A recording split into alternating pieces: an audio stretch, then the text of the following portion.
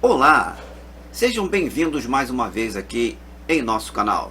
Eu sou o Roberto Rosa e o canal Conte Comigo. Hoje quero meditar com vocês nesse vídeo sobre algo que me chamou muita atenção. Olhando o caráter de Davi, eu pude chegar à conclusão que a responsabilidade na formação dos filhos, ela é dos pais. Vamos meditar um pouco nesta palavra. Vem comigo!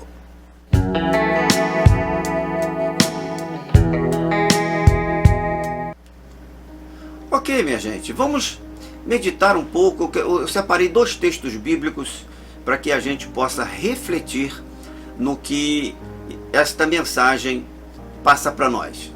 Veja em 1 Samuel, capítulo 16, versículo 7, e a palavra diz assim: Mas o Senhor disse a Samuel: Não atentes para a sua aparência, nem para a grandeza da sua estatura, porque eu o rejeitei, porque o Senhor não vê como o homem vê, pois o homem olha para o que está diante dos olhos, porém o Senhor olha para o coração. Veja também o texto de Isaías 55, no versículo 8, que também diz assim: Porque os meus pensamentos não são os vossos pensamentos, nem os vossos caminhos, os meus caminhos, diz o Senhor. Bom, queridos, porque eu estou trazendo essas passagens bíblicas e falando sobre a responsabilidade na formação dos filhos, ela é dos pais. Admirando, olhando, observando o caráter de Davi, e olhando para o caráter de Davi, o que nós vimos em Davi? Nós vemos um homem humilde, submisso, corajoso, guerreiro, vitorioso e homem segundo o coração de Deus. Sim, talvez esse seja o ponto mais forte a ser destacado. Davi, homem segundo o coração de Deus. Você vai encontrar registrado isso em Atos capítulo 13, versículo 22. E é interessante, porque quando a Bíblia fala segundo o coração de Deus, ela já está nos direcionando para o que nós vimos nos versículos que eu apresentei aqui no início desse vídeo. Então, o Deus olha não para o exterior, para a aparência física, que a gente normalmente olha se é bonito ou se é feio. Não, Deus olha para dentro do coração. É lá no interior, sabe? No seu eu. É lá que Deus olha e é lá que Deus verifica qual é o seu caráter. Onde está a sua beleza. Nós, ao contrário de Deus, normalmente nós olhamos para quê? Olhamos para as aparências. Para as aparências. Primeiro, as aparências das pessoas. As aparências que as pessoas demonstram quando se apresentam para nós. Entretanto, as pessoas, elas nem sempre, elas se apresentam para nós da maneira como realmente elas são. Daí, a conclusão que nós tiramos a respeito das pessoas tem grande probabilidade, grande possibilidade de dar errado. Porque se nós partimos de uma premissa errada, o julgamento naturalmente também será errado. As aparências nem sempre demonstram a realidade daquilo que nós vemos. A outra coisa que nós olhamos também pelas aparências, e talvez seja um ponto muito forte que nós devemos meditar, é a aparência do falar de Deus.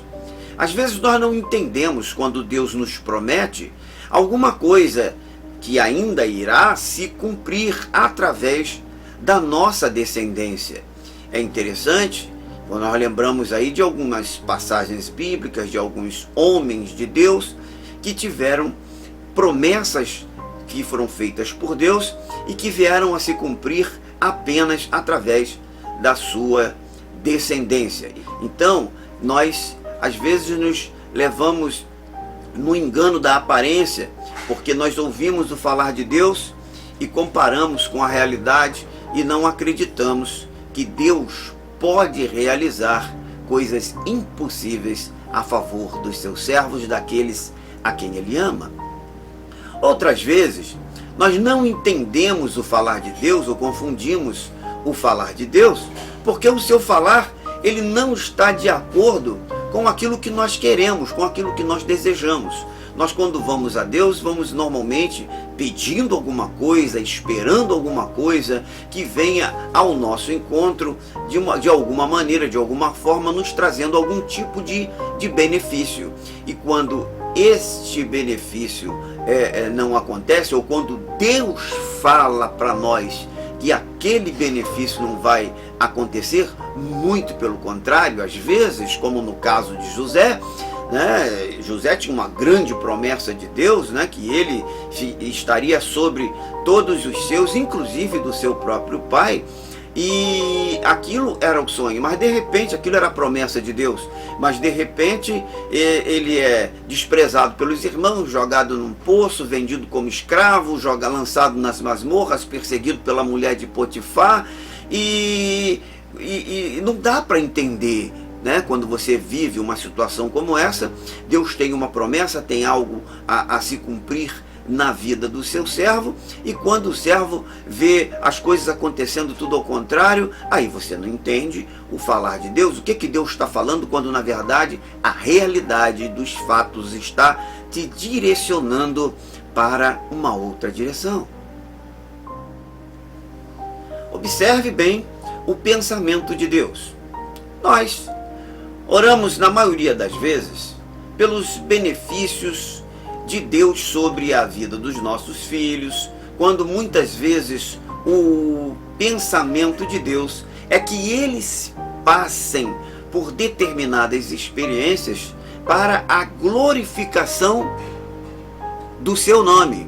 Deus quer glorificar o nome dele mesmo através da vida do teu filho, mas que para isso aconteça é necessário que o seu filho, nossas crianças passem por determinadas situações que venha ao final trazer essa glória para o nome de Deus. Então, qual deve ser a nossa preocupação? O Salmo 127, no versículo 3, nos diz que os filhos são herança da parte do Senhor, e o fruto do vosso ventre, o seu galardão. Diante disso, eu diria para você que nós devemos sim nos preocupar com a aparência que ele, seu filho, sua filha, terá diante do Senhor, não diante dos homens, mas diante de Deus. Esta deve ser a nossa primeira preocupação. Aí, em segundo lugar, nós devemos também nos preocupar com a aparência que ele terá diante dos homens, né? Provérbios, versículo 11, no capítulo 20, diz que até a criança se dá a conhecer pelas suas ações, e a sua conduta é pura e reta. Então, a aparência que eles devem ter diante dos homens também é uma preocupação da parte de Deus, e a palavra nos orienta em relação a isso. E aí tem lógica, porque se a tua aparência diante dos homens, ela leva os homens a ter descrédito no que você fala, como então, pois, você irá anunciar o evangelho da salvação?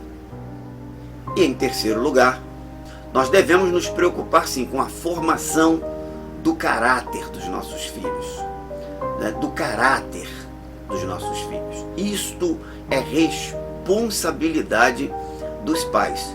Muito embora, muitas vezes, isso acaba saindo do controle das suas mãos, né? Porque a influência externa também na formação do caráter de uma criança é muito forte.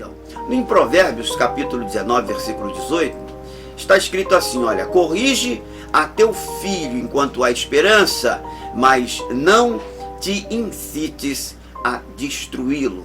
Ele não foi colocado ali para ser destruído, mas para ser construído pelos teus ensinamentos, pela passagem dos conhecimento da palavra, conhecimento de Deus, que Deus já concedeu a você.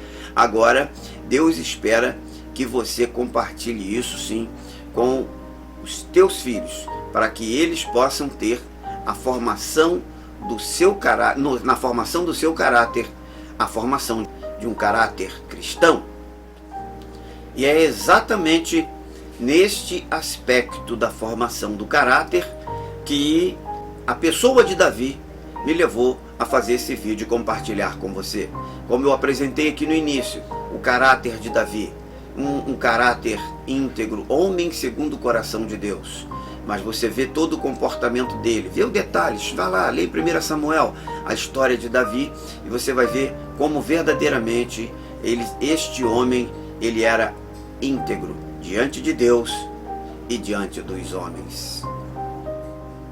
Eu deixo aqui uma palavra, poderia até soar como um aconselhamento. Quando você orar, ore pelas crianças do nosso Brasil, para que dentre elas Deus possa encontrar vários Davis, mas também ore pelos pais, para que cada pai, cada mãe, para que eles tenham sabedoria do Senhor na formação do caráter desses novos cidadãos terrenos, mas também novos cidadãos no reino de Deus, cidadãos dos céus.